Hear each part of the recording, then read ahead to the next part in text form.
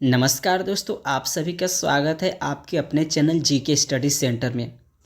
दोस्तों, जैसा कि आप सभी को मालूम होगा 71 बीपीएससी का जो एग्ज़ाम होने वाला है उसका टेस्ट सीरीज खान सर द्वारा चलाया जा रहा है। ठीक है, टोटल 15 टेस्ट होने वाला है, जिसमें से दोस्तों आप सभी के लिए हमने टेस्ट 1 लाया था और टेस्ट 2 लाया था। ठीक है, टेस्ट 2 में जो आधा प्रश्नों का हमने सोल्व कर दिया है। ठीक है, क्वेश्चन और आंसर कर दिया है। ठीक है, उसमें का जो अभी बच्चा है प्रश्न जो भी उसको हम लोग कवर करेंगे। ठीक है, पिछले वाले वीडियो में हमने 50 प्रश्न को देखा था और उसका आंसर जाने थे और डिटेल्स में भी जाने थे। ठीक है, अब हम लोग देखेंगे यहाँ से 51 से लेकर 150 के जो प्रश्न हैं उसके लगभग में हम लोग देखेंगे। ठीक है, चलिए ज़्यादा बात ना करते हुए बढ़ते हैं प्रश्नों की ओर।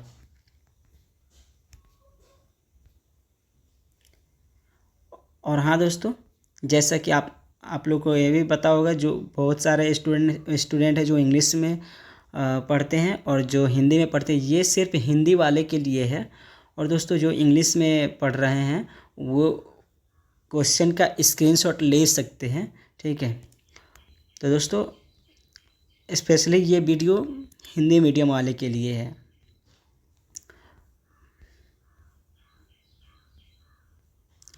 हम लोगों ने पिछले वाले वीडियो में 50 तक कवर किया था। ठीक है, उसके आगे इस वीडियो में कवर किया जाएगा। हाँ, यहाँ से। ठीक है, हम लोग 51 से चलेंगे। तो दोस्तों प्रश्न है 51 नंबर। 51 नंबर प्रश्न है, फिलिप्स वक्र निम्नलिखित में से किसके बीच के संबंध को दर्शाता है। फिलिप्स वक्र निम्नलिखित में से किसके बीच के संबंध को दर्शाता है। ऑप्शन ए है मुद्रास्फीति और बेरोजगारी, ऑप्शन बी है ब्याज दरें और निवेश, ऑप्शन सी है कर दरें और सरकारी राजस्व, ऑप्शन डी है विनिमय दरें और व्यापार संतुलन। तो जो इसका सही आंसर होगा दोस्तों वो होगा ऑप्शन ए। ठीक है, मुद्रास्फीति और बेरोजगारी। अगला प्रश्न देखेंगे, 52 नंबर प्रश्न देखेंगे। 52 नंबर प्रश्न ये है, निम्नलिखित में से कौन भारत में कारक लागत पर जीडीपी और बाजार मूल्यों पर जीडीपी के बीच प्राथमिक अंतर को सर्वोत्तम रूप से दर्शाता है। ऑप्शन ए है बाजार मूल्यों में प्रत्यक्ष रूप और सब्सिडी शामिल होते हैं। ठीक है, ऑप्शन बी है कारक लागत में अप्रत्यक्ष कर और सब्सिडी शामिल होते हैं, बाजार मूल्यों में दोनों शामिल नहीं होते हैं। ऑप्शन सी है बाजार मूल्यों में अप्रत्यक्ष कर और सब्सिडी शामिल नहीं होते हैं, कारक लागत में दोनों शामिल होते हैं। ऑप्शन डी है बाजार मूल्यों में अप्रत्यक्ष कर शामिल होते हैं और सब्सिडी को शामिल नहीं किया जाता है, कारक लागत में दोनों शामिल नहीं होते हैं। तो दोस्तों इसका जो सही जवाब होगा, इसका सही जवाब होगा ऑप्शन कितना होगा, डी होगा। ठीक है, इसका राइट आंसर क्या होगा, ऑप्शन डी होगा। अगला प्रश्न है प्रश्न नंबर 53 देखेंगे। निम्नलिखित में से कौन सा विकल्प भारत के द्विन बैलेंस क्या है शीट थोड़े हाँ दोस्तों क्या है, निम्नलिखित में से कौन सा विकल्प भारत के द्विन बैलेंस शीट समस्या का सबसे उपयुक्त वर्णन करता है। हम लोग इसका ऑप्शन देखेंगे।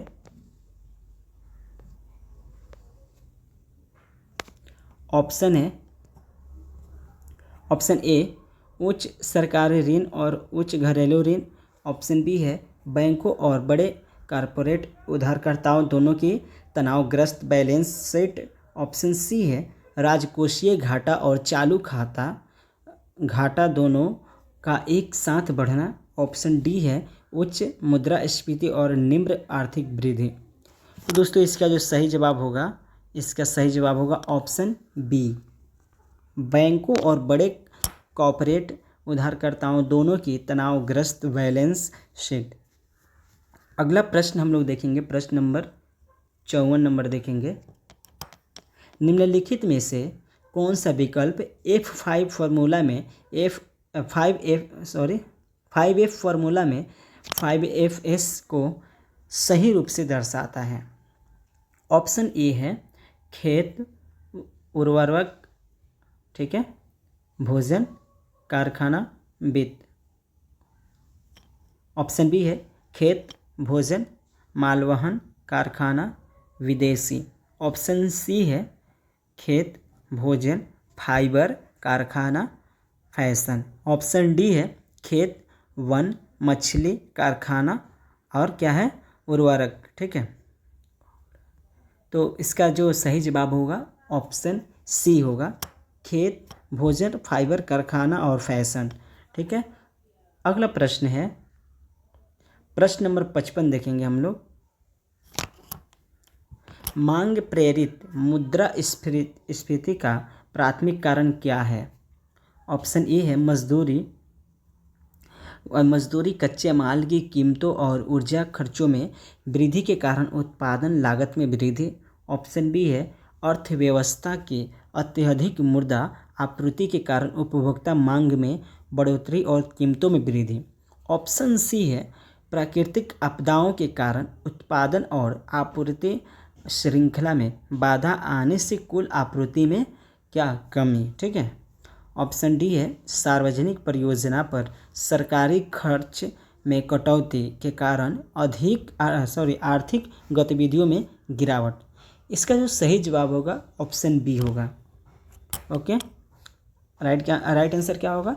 ऑप्शन बी, अर्थव्यवस्था में अत्यधिक मुद्रा आपूर्ति के कारण उपभोक्ता मांग में बढ़ोतरी और कीमतों में वृद्धि। अगला प्रश्न दोस्तों जो इंग्लिश वाले हैं आप लोग स्क्रीनशॉट ले सकते हैं प्रश्नों का। ठीक, अगला हम लोग प्रश्न देखेंगे, उससे पहले हम लोग ये थोड़ा इंग्लिश वाले जो हैं वो स्क्रीनशॉट ले लें। चलिए प्रश्न नंबर 56 देखेंगे हम लोग। जिला खनिज फाउंडेशन ट्रस्ट DMF के संबंध में निम्नलिखित कथनों पर विचार कीजिए।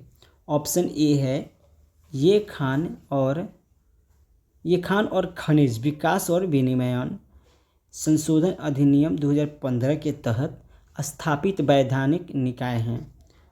2 में है इसका प्राथमिक उद्देश्य खनन से संबंधित कार्यों से प्रभावित व्यक्तियों और क्षेत्रों के हित और लाभ के लिए काम करना।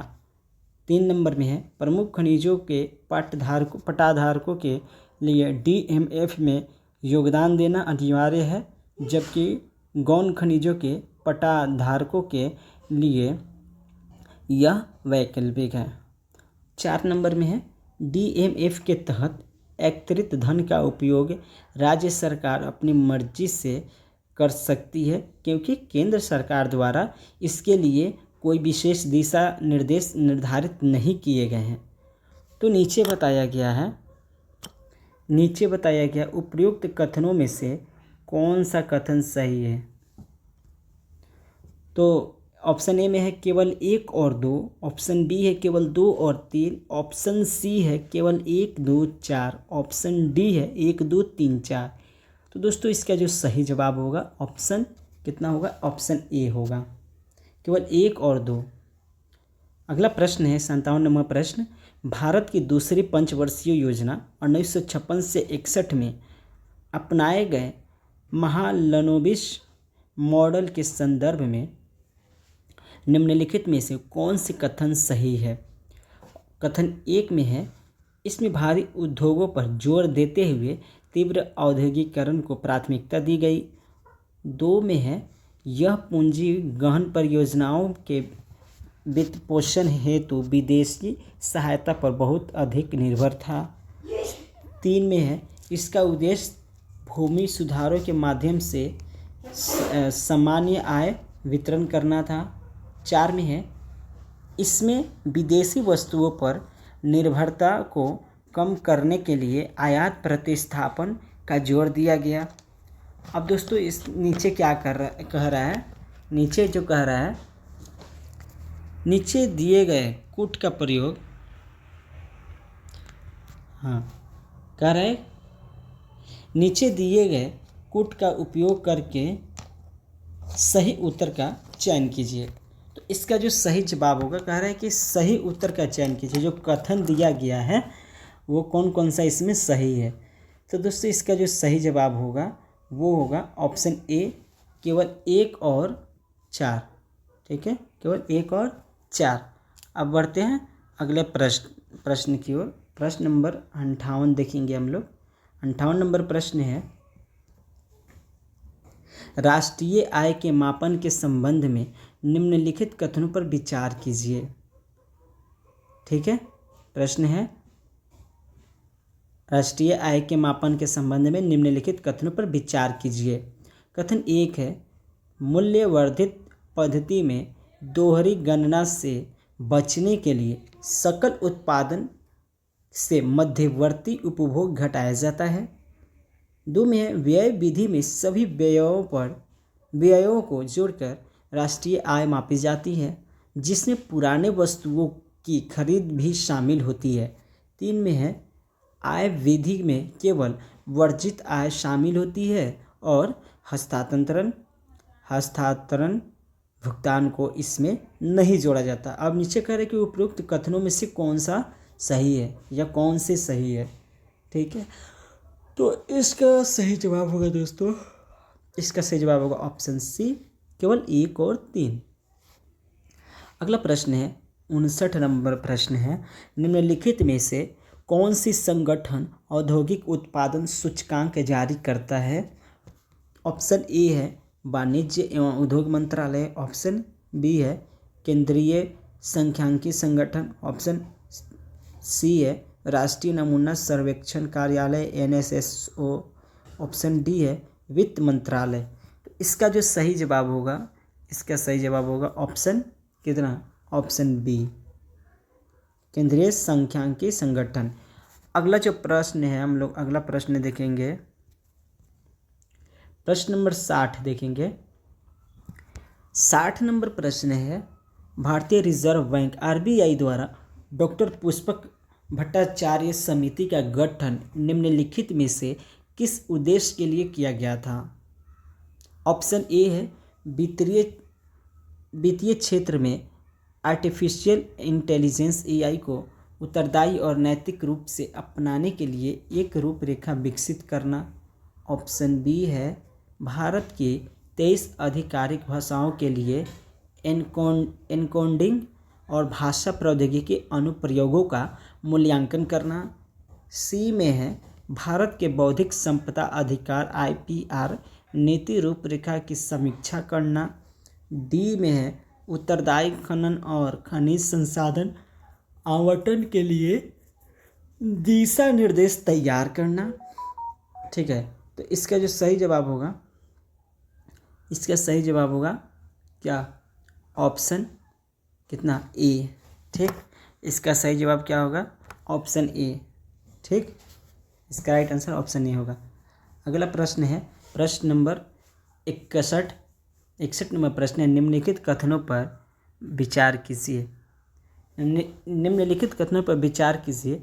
यह वह अयस्क है जिसका उपयोग एल्युमिनियम के निर्माण में किया जाता है। यह मुख्य रूप से तृतीय निक्षेपों में पाया जाता है और लैटेराइट चट्टानों से संबंधित होता है। यह भारत के तटीय क्षेत्रों में भी पाया जाता है। नीचे का उपरोक्त कथनों में से खनिज का वर्णन किया जा रहा है, किस खनिज का वर्णन किया जा रहा है। ठीक, तो दोस्तों इसका सही जवाब होगा ऑप्शन बी। ठीक है, इसका सही, हम लोग प्रश्न को जरा ऊपर कर लेते हैं। इसका सही जवाब क्या होगा, ऑप्शन बी, बॉक्साइट का कह रहा है। ठीक है, और बॉक्साइट के बारे में कह रहा है। अगला प्रश्न हम लोग देखेंगे, प्रश्न नंबर 62। हाँ, तो इंग्लिश वाले आप सभी देख लें और स्क्रीनशॉट ले लें। वीडियो पॉज करके आप लोग स्क्रीनशॉट ले सकते हैं। ठीक, अगला जो प्रश्न है प्रश्न नंबर 62 देखेंगे। 62 नंबर प्रश्न है, मध्य अटलांटिक रिज किस प्रकार की प्लेट सीमा का प्रतिनिधित्व करती है। ऑप्शन ए है अभिसारी सीमा, ऑप्शन बी है ट्रांसफॉर्म सीमा, ऑप्शन सी है अपसारी सीमा, ऑप्शन डी है टकराव सीमा। तो इसका जो सही जवाब होगा वो होगा अपसारी सीमा। अगला प्रश्न है भारत में बंजर भूमि के संबंध में निम्नलिखित कथनों पर विचार कीजिए। ऑप्शन एक, विचार नंबर एक है, तो दोस्तों कथन एक है, कथन एक में बताया गया है बंजर भूमि भू दृश्य लैंडस्केप का अस्थायी हिस्सा होती है और इसे उत्पादक उपयोग में नहीं लिया जा सकता है। दो में है वर्ष 2000 से भारत में बंजर भूमि के अंतर्गत कुल क्षेत्रफल हर साल लगातार बढ़ रहा है। 3 में बताया गया है राष्ट्रीय सुदूर संवेदन एजेंसी के अनुसार भारत में बंजर भूमि का सबसे अधिक विस्तार जम्मू और कश्मीर में है। तो इसका सही जवाब क्या होगा? इसका सही जवाब होगा दोस्तों ऑप्शन बी, केवल 2 और 3। ठीक है, केवल 2 और 3, ये और ये ऑप्शन ए में कितना है, ऑप्शन बी में है। ठीक, अगला प्रश्न देखेंगे, प्रश्न नंबर 64 देखेंगे। 64 नंबर प्रश्न है भारत की स्थलाकृति के संदर्भ में निम्नलिखित में से कौन सा कथन सही है? ठीक, तो एक कथन एक है ब्रह्मपुत्र का मैदान मुख्य रूप से मेघालय के पठारी क्षेत्र में फैला हुआ है। ऑप्शन बी, कथन 2 है अरावली पर्वतमाला के पश्चिम में स्थित रेगिस्तानी क्षेत्र मुख्य रूप से राजस्थान के मैदानों का हिस्सा है। 3 में है पंजाब और हरियाणा के मैदान पर थार रेगिस्तान के उत्तर पूर्व में स्थित है। 4 नंबर में है गंगा का मैदान पश्चिम में यमुना के संगम से लेकर पूर्व में मिजोरम तक फैला हुआ है। अब कह रहा है कि नीचे दिए गए कूट का सही उत्तर का उपयोग करके सही उत्तर का चयन कीजिए। ठीक है, तो इसका जो सही जवाब होगा दोस्तों, हम यहाँ पे जो क्या है नीचे कूट दिया गया। ठीक है, अब इसमें हम सही जवाब ढूंढेंगे। इसमें सही जवाब क्या होगा? 2 और 3। इसमें क्या होगा? 2 और 3, यानी कि ये 4 नहीं होगा। ठीक, ये 4 नहीं होगा और ये 1 नहीं होगा, तो होगा क्या? 2 और 3। और कौन से ऑप्शन में है? 2 और 3 ऑप्शन बी में है। ठीक है, ऑप्शन बी में है। अगला प्रश्न जो देखेंगे 65 नंबर प्रश्न जो है, 65 नंबर प्रश्न ये है दक्षिण भारत की अपवाह प्रणाली के संदर्भ में निम्नलिखित कथनों पर विचार कीजिए। कथन 1 है हिमालय पर्वत निर्माण के दौरान भूमि में झुकाव के कारण प्रायद्वीपीय भारत की अधिकांश प्रमुख नदियाँ पूर्व की ओर प्रवाहित होती है। 2 में कहा गया है कि नर्मदा और तापी नदियाँ अन्य प्रमुख प्रायद्वीपीय नदियों की तरफ पूर्व की ओर प्रवाहित होती है। अब कह रहे हैं कि कौन से कथन सही है? ठीक है, कौन से कथन सही है? तो दोस्तों इसका जो कथन 1 है, ठीक, इसका जो कथन 1 है ये सही है। तो ऑप्शन में देखेंगे केवल 1, ऑप्शन नंबर 1। अगला प्रश्न है प्रश्न नंबर 66 देखेंगे भूमध्य सागरीय जलवायु के संदर्भ में निम्नलिखित कथनों पर विचार कीजिए। कथन 1 है तटीय पवनों के कारण ग्रीष्मकाल गर्म और आर्द्र होता है। 2 में है शीतकालीन वर्षा अटलांटिक महासागर से आने वाले पश्चिमी विक्षोभों के कारण होती है। 3 में है भूमध्य सागरीय क्षेत्रों में अधिकतम वर्षा ग्रीष्म ऋतु में होती है। अब कह रहे हैं कि कौन से कथन सही है? ठीक, तो इसका जो कथन 2 नंबर में है, 2 नंबर, यानी कि इसको आप मिटा दें और 1 को मिटा दीजिए, तो इसका जो कथन 2 है वो सही है। तो ऑप्शन में देखेंगे यहाँ पे केवल 2, ठीक, केवल 2, यानी कि ऑप्शन बी। अगला प्रश्न है प्रश्न नंबर 67 देखेंगे। 67 नंबर प्रश्न है, निम्नलिखित में से कौन सा विकल्प स्पष्ट रूप से यह समझाता है कि पहाड़ों की पवनाभिमुख किनारा, ठीक है, लीवार्ड साइड प्राय मरुस्थल क्षेत्र क्यों बन जाता है। तो दोस्तों इसका जो सही कारण होता है ऑप्शन ए में जो बताया गया यही होता है। उतरती हुई हवा की नमी धारण करने की क्षमता कम होने और रुद्धोष्म रूप से गर्म होने के कारण होता है। ठीक है, इसका सही कारण यही है, यानी कि राइट आंसर ऑप्शन ए होगा। अगला प्रश्न देखेंगे। ठीक, अगला प्रश्न है प्रश्न नंबर 68 नंबर प्रश्न देखेंगे। निम्नलिखित में से किसे वायुमंडलीय संकट के रूप में वर्गीकृत किया गया है। ऑप्शन ए है ब्लिज़ार्ड, ऑप्शन 2 है भूमि का धंसना, ऑप्शन 3 है हिमस्खलन, ठीक है, हिमस्खलन, 4 में है ओलावृष्टि। इसका जो सही जवाब होगा भूमि का धंसना। ठीक, भूमि का धंसना और नहीं भूमि का धंसना नहीं, एक होगा ब्लिज़ार्ड और एक ओलावृष्टि होगा। ठीक है, ब्लिज़ार्ड और एक होगा ओलावृष्टि। अब नीचे देखेंगे ऑप्शन में कहाँ पे है, 1 और 4, ऑप्शन बी में है। ठीक, अगला प्रश्न है 69 नंबर प्रश्न देखेंगे हम लोग। 69 नंबर प्रश्न है, निम्नलिखित में से कौन सा कुछ भूमध्य रेखीय सीमांत क्षेत्रों के विशिष्ट दोहरे अधिकतम वर्षा पैटर्न को सर्वोत्तम रूप से दर्शाता है। ऑप्शन ए है गर्मियों और सर्दियों दोनों में उष्णकटिबंधीय चक्रवातों का गुजरना, 2 में है विपरीत दिशाओं में मानसूनी पवनों की उपस्थिति, सी में वर्ष में 2 बार सूर्य की ऊपरी स्थिति के कारण सहानीय वर्षा होती है, डी में पश्चिमी और पूर्वी हवाओं का एक साथ प्रभाव। तो इसका जो सही जवाब होगा ऑप्शन सी।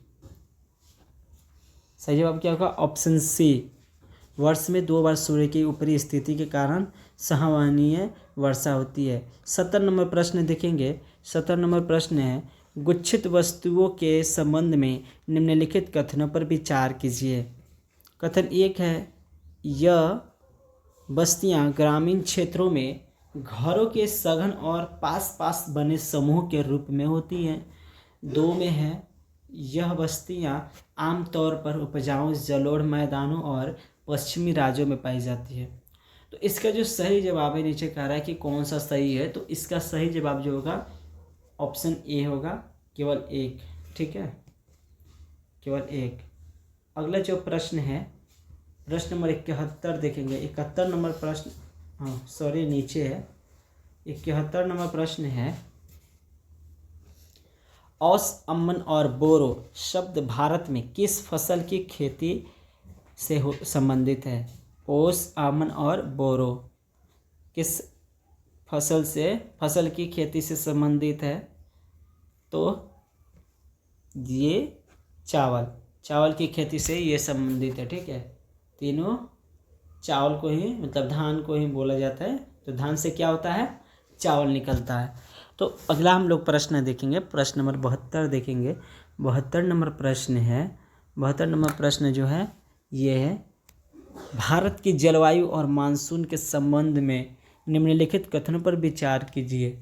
ठीक, तो इसका हम डायरेक्ट आंसर पहले जानते हैं, उस पर तब चर्चा करेंगे। इसका जो सही जवाब होगा ऑप्शन बी होगा, केवल 1, 2, 4। 1 में क्या है, मानसून शब्द अरबी शब्द मौसम से लिया गया है जिसका अर्थ है ऋतु। ठीक है, 2 में क्या है, 2 में है हैली की तापीय अवधारणा के अनुसार मानसून भूमि और समुद्र के अलग अलग तापन के कारण उत्पन्न होने वाली अस्थल और समुद्री हवाओं का बड़े पैमाने पर विस्तार है। और 4 में क्या है, हैली की तापीय अवधारणा की एक आलोचना यह है कि इसमें पृथ्वी के घूर्णन के कारण होने वाले कोरियोलिस प्रभाव पर विचार नहीं किया गया है। तो दोस्तों ये है इसका सही जवाब। बढ़ते हैं अगले प्रश्न की ओर। अगला प्रश्न है प्रश्न नंबर 73 देखेंगे। 73 नंबर प्रश्न है, निम्नलिखित कथनों पर विचार कीजिए। एक है, लौह अयस्क और कोयला दोनों ही भार हानि वाले कच्चे माल है। दो में, सूती वस्त्र उद्योग में भार हानि वाले कच्चे माल का उपयोग नहीं होता है और आमतौर पर यह बड़े शहरी केंद्रों में स्थित होती है। अब कह रहे हैं कि कौन सा कथन सही है, तो इसका जो सही जवाब होगा ऑप्शन बी होगा, केवल 2 नंबर सही है। ठीक है, केवल 2 नंबर सही है। अगला जो प्रश्न है प्रश्न नंबर 74 देखेंगे। 74 नंबर प्रश्न है, गर्म महासागरीय धाराओं के प्रभावों के संदर्भ में निम्नलिखित कथनों पर विचार कीजिए। ठीक है, तो पहले हम लोग इसका सही आंसर जानते हैं, फिर उस पर विचार करेंगे। ठीक, इसका जो सही जवाब होगा 74 नंबर का ऑप्शन बी होगा, केवल 1 और 2। तो 1 नंबर में क्या है, यह तटीय तापमान को बढ़ाती है और भारी वर्षा के कारण बन सकता है। और 3 क्या है, यह कितना नंबर है, 2 नंबर ना, हाँ 2 नंबर हम लोग देखेंगे। 2 नंबर है कि जब ये ठंडी समुद्री धाराओं से मिलती है तो कोहरा बनने की स्थिति बनती है। तो ये थे इसका सही जवाब। बढ़ते हैं अगले प्रश्न की ओर। अगला प्रश्न है प्रश्न नंबर 75 देखेंगे। भारत के खनिज संसाधनों पर इसके भौगोलिक विभाजनों के प्रभाव के संबंध में निम्नलिखित कथनों पर विचार कीजिए। ठीक, यहाँ पे 4 कथन दिए गए हैं। हम लोग पहले सही इसका आंसर जानेंगे। ठीक, जो हम लोग बताएंगे सही आंसर क्या होगा, वो होगा सही जवाब ऑप्शन सी होगा, केवल 1 2 4। अब हम लोग 1 2 4 देखेंगे। ठीक, 1 2 4। एक है, प्रायद्वीपीय पठार की प्राचीन क्रेटोनिक संरचना में लौह अयस्क और बॉक्साइट जैसे धात्विक खनिजों के महत्वपूर्ण भंडार है। 2 में है, हिमालय क्षेत्र के जटिल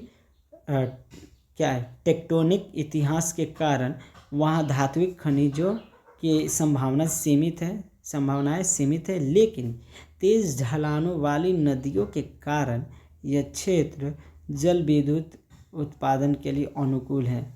4 नंबर में है, सिंधु गंगा के मैदान का जलोढ़ आवरण खनिज अन्वेषण को प्रतिबंधित करता है, लेकिन नदियों के तल में प्लेसर गोल्ड यानी बालू में मिलने वाला सोना के अल्प भंडार पाए गए। अब कह रहा है कि हाँ, तो हम लोगों ने पहले ही आंसर जान लिया था। चलिए बढ़ते हैं अगले प्रश्न की ओर। अगला प्रश्न है प्रश्न नंबर 76 देखेंगे। 76, परजीविता के संबंध में निम्नलिखित कथनों पर विचार कीजिए। इसका सही जवाब जानते पहले। इसका सही जवाब होगा केवल 2 और 3। ठीक है, केवल 2 और 3। तो 2 नंबर में क्या है, यह तब होता है जब 2 जीव परस्पर क्रिया करते हैं, लेकिन एक को लाभ होता है जबकि दूसरे को हानि होती है। 3 नंबर में है, गाय की आंतों में टेपवर्म फीता कृमि यानी का चिपकना परजीविता एक उदाहरण है। ठीक, अगला प्रश्न जो है प्रश्न नंबर 77 देखेंगे। 77 नंबर प्रश्न है, निम्नलिखित में से कौन बायोगैस का मुख्य घटक है। ऑप्शन ए है मीथेन और हाइड्रोजन सल्फाइड, ऑप्शन बी है मीथेन और नाइट्रोजन, ऑप्शन सी है क्या है मीथेन और हाइड्रोजन, ऑप्शन डी है मीथेन और कार्बन डाइऑक्साइड। जो इसका सही जवाब होगा वो होगा ऑप्शन डी, मीथेन और कार्बन डाइऑक्साइड। अगला प्रश्न देखेंगे 78 नंबर प्रश्न। 78 नंबर प्रश्न यहाँ है। 78 नंबर प्रश्न, खाद्य श्रृंखलाओं से संबंधित निम्नलिखित कथनों पर विचार कीजिए। इसका सही जवाब जो होगा दोस्तों वो पहले जान लेते हैं, केवल 3। अब हम लोग 3 पढ़ेंगे, 3 में क्या बताया गया है। 3 नंबर में है, टिक आउट कर देते हैं। हाँ, 3 नंबर में लिखा गया है डेट्रिटस खाद्य श्रृंखला के लिए प्रारंभिक ऊर्जा स्रोत मृत कार्बनिक पदार्थ है। ठीक है। अगला प्रश्न जो है 79 नंबर प्रश्न है, भारत के पूर्वी तटरेखा पर विशिष्ट तटीय विशेषताओं और बंदरगाह अवसंरचना के संबंध में निम्नलिखित में से कौन सा कथन गलत है। ठीक है, सॉरी दोस्तों, थोड़ा सा मुझे दिक्कत हो रही है पढ़ने में, आसपास की कुछ डिस्टरबेंस के कारण। ठीक, वो क्या है ना, थोड़ा सा मुझे नींद भी आ रही है। हाँ, तो दोस्तों क्या था, प्रश्न है 79 नंबर जो हमने अभी पढ़ा है, इसका जो सही जवाब हम लोग पहले जान लेते हैं, ऑप्शन डी होगा। और ऑप्शन डी में बताया गया है आंध्र प्रदेश का विशाखापत्तनम बंदरगाह झारखंड के कोयला भंडारों के निकट होने के कारण कोयले के निर्यात का एक प्रमुख केंद्र है। ठीक है, अगला हम लोग देखेंगे प्रश्न नंबर 80 देखेंगे। 80 नंबर प्रश्न है, राष्ट्रीय वन्य जीव बोर्ड के संबंध में निम्नलिखित कथनों पर विचार कीजिए। इसका सही जवाब जो क्या होगा, नहीं गलत पूछ रहे हैं, इसका गलत जवाब कौन सा होगा, वो होगा केवल एक, ऑप्शन 1 केवल 1। ठीक, इसकी अध्यक्षता पर्यावरण, वन और जलवायु परिवर्तन मंत्रालय के प्रभारी मंत्री करते हैं। दोस्तों आज का प्रश्न आज तक यहीं पर रहने देते हैं, मिलते हैं नेक्स्ट वीडियो में। जो भी इसके अलावा जो प्रश्न बचे हैं उसको हम कवर करेंगे। ठीक है, मिलते हैं नेक्स्ट वीडियो में, तब तक के लिए धन्यवाद। जय हिंद, जय भारत।